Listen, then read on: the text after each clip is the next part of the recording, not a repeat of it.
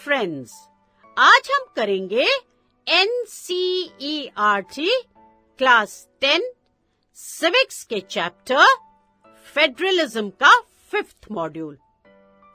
इस मॉड्यूल में हम करेंगे state, concurrent and the residuary list. कौन कौन सी list? State, concurrent and residuary list. पिछले मॉड्यूल में हमने ये समझा था कि कॉन्स्टिट्यूशन क्लियरली प्रोवाइड करता है a threefold distribution of legislative powers, union और स्टेट गवर्नमेंट्स के बीच।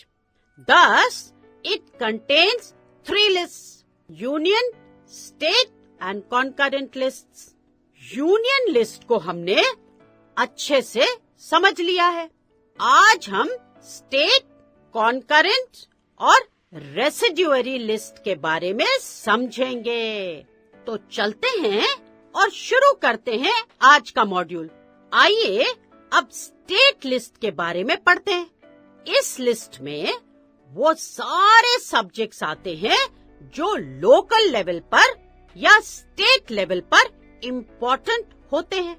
कौन से सब्जेक्ट्स? वो सब्जेक्ट्स जो लोकल लेवल या स्टेट लेवल पर इम्पोर्टेंट होते हैं। जैसे कि पुलिस, हर स्टेट की अपनी पुलिस होती है, जैसे कि दिल्ली पुलिस, राजस्थान पुलिस। हर एक स्टेट की अपनी अलग पुलिस होती है। और जो एरियाज हैं वो है ट्रेड, कॉमर्स, एग्रीकल्चर। ये सब ऐसे सब्जेक्ट्स हैं ऑन विच स्टेट लेवल पर लॉज फॉर्म किए जाते हैं। स्टेट लिस्ट में जो भी सब्जेक्ट्स होते हैं उन पर लॉज बनाने की जो पावर है सिर्फ स्टेट के पास होती है। तो ये हो गई स्टेट लिस्ट। अब चलते हैं थर्ड लिस्ट पर, जो कि है कॉन्करेंट लिस्ट। इसमें वो सब्जेक्ट्स होते हैं जो सेंट्रल गवर्नमेंट के इंटरेस्ट के होते हैं और स्टेट गवर्नमेंट के इंटरेस्ट के भी। दोनों गवर्नमेंट्स के कॉमन इंटरेस्ट के जो सब्जेक्ट्स हैं उनको इस लिस्ट में रखा गया है।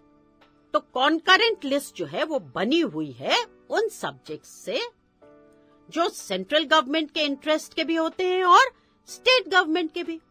और दोनों गवर्नमेंट्स के कॉमन इंटरेस्ट के जो सब्जेक्ट्स हैं उनको इस लिस्ट में डाला गया है। और वो कौन से सब्जेक्ट्स हैं?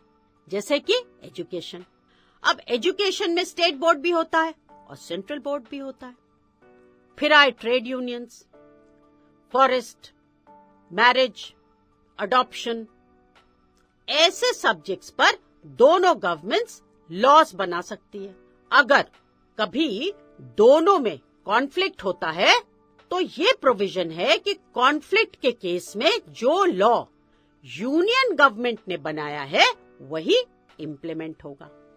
अब इन 3 लिस्ट के अलावा एक और लिस्ट है जिसको हम रेसिड्यूअरी लिस्ट कहते हैं। कुछ सब्जेक्ट्स ऐसे भी हैं जो कॉन्स्टिट्यूशन के बनाने के टाइम पर एग्जिस्ट नहीं करते थे। तो सोचो ऐसा कौन सा सब्जेक्ट होगा? एक सब्जेक्ट बता दो जो कॉन्स्टिट्यूशन के बनने से पहले एग्जिस्ट नहीं करता था, जिसको रेसिड्यूअरी लिस्ट में डाला गया है। सोचो, अरे बड़ा इजी है। हाँ, इंफॉर्मेशन टेक्नोलॉजी।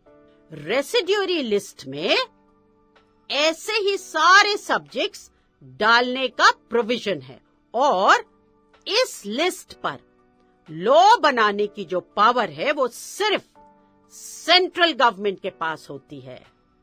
तो अब हमने रेसिड्यूअरी लिस्ट भी समझ ली है। तो अब हमें क्या करना है? अब हमें क्विक रिकैप लेना है। तो चलते हैं और लेते हैं एक क्विक रिकैप। स्टेट लिस्ट में सारे सब्जेक्ट्स लोकल लेवल या स्टेट लेवल पर जो इम्पोर्टेंट होते हैं उनको रखा गया है, जैसे कि पुलिस, ट्रेड, कॉमर्स, एग्रीकल्चर, ये सब।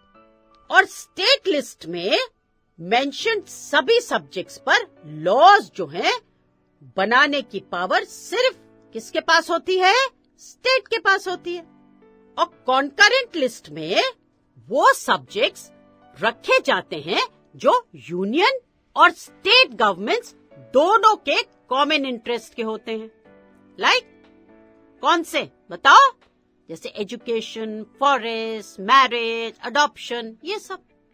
और अगर कोई कॉन्फ्लिक्ट होता है किसी केस में between the two governments, that is state and central government, तो जो लॉ सेंट्रल गवर्नमेंट ने बनाया है वही इंप्लीमेंट होता है।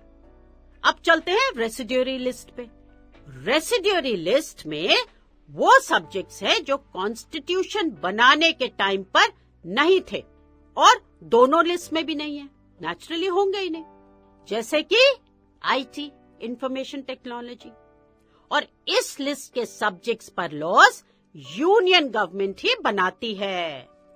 Now let's do a quick revision. The state list contains subjects of state and local importance like police, trade, commerce and agriculture. The state governments alone can make laws listed in the state list. The concurrent list contains subjects of common interest of both the union and the state governments, like education, forests, marriage and adoption. In case of conflict between the two levels of government, laws made by the union government will prevail. The residuary list contains those subjects which do not fall in any of the lists and came after the constitution was made. Example, information technology. Only the union government can make laws mentioned in this list. तो अब यह module यही खत्म होता है और हमने इस मॉड्यूल के सारे इंपॉर्टेंट पॉइंट्स को बहुत अच्छे से समझा है और उनको रिवाइज भी करा है। तो अब इस मॉड्यूल पर बेस्ड कोई भी क्वेश्चन आप बहुत आसानी से आंसर कर सकते हैं। तो चलते हैं क्वेश्चंस की ओर।